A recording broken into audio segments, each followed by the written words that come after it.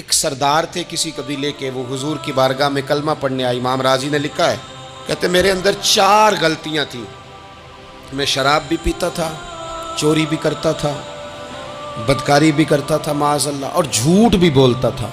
حضور کی بارگاہ میں آیا، عرض کی یا رسول اللہ بچپن سے لے کر یہ بیماریاں لگ گئیں، بڑی کوشش کی، ابا نے بڑا مارا، لوگوں نے بڑا کہا، چھوٹی نہیں، اور میں چھوڑ سکتا بھی نہیں۔ ان کا خیال تھا نا جس طرح ہمارا خیال ہوتا ہے فلانی چیز نہیں چھوڑ سکتے، میں چھوڑ سکتا بھی نہیں۔ حضور ایک چھوڑ سکتا ہوں، ایک چھڑوا لیں آپ اور کلمہ پڑھا دیں۔ حضور نے فرمایا بالکل ٹھیک ہے، تو ایک چھوڑ دے۔ یا رسول اللہ کون سی؟ فرمایا جھوٹ نہیں بولنا۔ جھوٹ، وہ شراب بھی پیتے ہیں، وہ کہتے ہیں میں بدکاری بھی کرتا ہوں، چور بھی ہوں۔ حضور نے کیا فرمایا؟ جھوٹ۔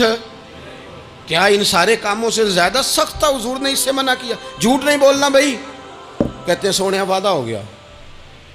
سیدھے سادے آدمی تھے، دیہاتی سردار تھے، گھر چلے گئے۔ کہتے ہیں جب وہ شراب کے قریب جانے لگا تو دل میں خیال آیا کہ حضور کے پاس شراب پی کے جاؤں گا، اگر کسی نے پوچھا کہ پی ہے تو جھوٹ تو بولنا نہیں، سچ بولوں گا تو حال کیا ہوگا بھلا، وہاں کیفیت کیا ہوگی کہ میں شراب پی کے یہاں آتا ہوں حضور کی بارگاہ میں، مجھ پہ تو حد لگے گی۔ کہتے ہیں لہذا شراب بھی چھوڑ دی، اٹھا کے ماری دیوار کے ساتھ۔ کہتے ہیں میں چوری کی طرف ہاتھ بڑھانے لگا تو میں نے کہا صبح اگر کسی نے پوچھا کہ میری چوری کس نے کی ہے، جھوٹ بولنا نہیں، اور اگر سچ بولا تو سوسائٹی میں عزت کیا رہے گی؟ دفع کرو، جو اللہ نے روکھا سوکھا دیا وہی ٹھیک ہے۔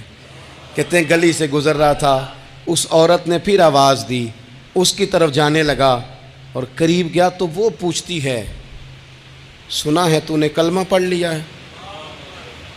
کہتے ہیں تڑپ گیا، درد سے آنسو چھلکے کہ اگر میں اس سے جھوٹ بولوں تو حضور نے منع کیا ہے، اور سچ بولوں تو یہ کیا سوچے گی؟ کلمہ پڑھ کے مسلمان ہو کے حضور کا غلام ہو کے یہ انداز ہے۔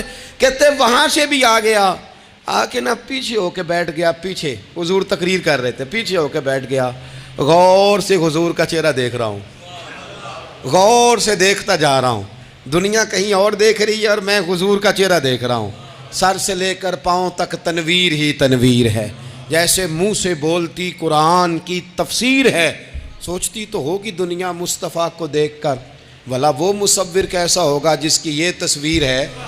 کہتے میں غور سے چہرہ دیکھ رہا ہوں، حضور کی خدمت میں گیا سلام لینے تو محبوب نے مسکرا کے دیکھا تو میں نے کہا سونیا قربان جاؤں، میرا ایک جھوٹ چھڑوایا ہے، میری ہر شے چھوٹ گئی ہے، ختم ہو گیا سارا کچھ ہی، یہ مہربانی ہو جائے گی انشاءاللہ۔